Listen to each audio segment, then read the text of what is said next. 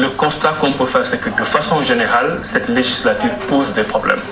On nous répète souvent des phrases qu'on entendait avant même cette législature, mais qui prennent des proportions. C'est-à-dire, on nous dit toujours, nous avons une majorité, il faut que ça serve à quelque chose. Il faut savoir, et c'est eux-mêmes qui le disent, que le lieu du dialogue politique, c'est l'Assemblée nationale, que les Sénégalais ont eu des acquis démocratiques depuis 1960 et qu'il n'est pas normal qu'on soit à ce niveau de régression. C'est ça que nous trouvons dommage. Mais on ne peut pas tuer la démocratie qui vous a aidé à devenir président. Pas la démocratie, mais l'opposition. Non, mais cette opposition. En essayant de comme tuer l'équipe adverse assomme l'équipe en face. S'il réussit à assommer l'opposition à travers en respectant les règles du jeu, il n'y a pas de problème. Le meilleur moyen d'assommer une opposition, c'est d'aller à une élection et de l'écraser et d'avoir une majorité absolue. Mais du point de vue du fonctionnement de l'Assemblée, du point de vue de l'application des règles de droit, vous ne pouvez pas aller de contorsion en contorsion en essayant d'amoindrir la force des autres. C'est un combat qui n'est pas égal. Et nous avons toujours posé la question du dédoublement fonctionnel du chef de l'État, qui est à la fois président de la République et président d'un parti. Donc on ne sait jamais quand c'est le président de la République. Ça a toujours été le cas pour le Sénégal.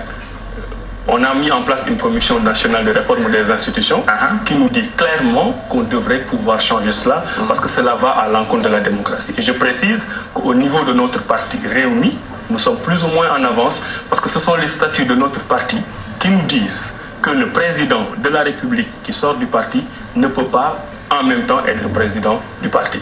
Nous avons vu un parti socialiste fort, un président de la République Abdou Diouf fort, qui, comme vous dites, je reprends votre expression, pêchait ailleurs.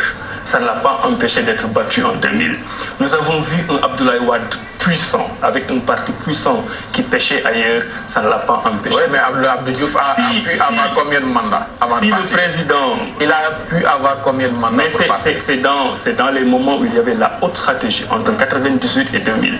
Avec le jeu du pouvoir. Où la haute stratégie, c'était de tuer l'opposition, qu'on a vu que les Sénégalais se sont réduits. Aujourd'hui, est-ce que Macky Sall n'est pas en roue libre pour un second mandat? Absolument pas.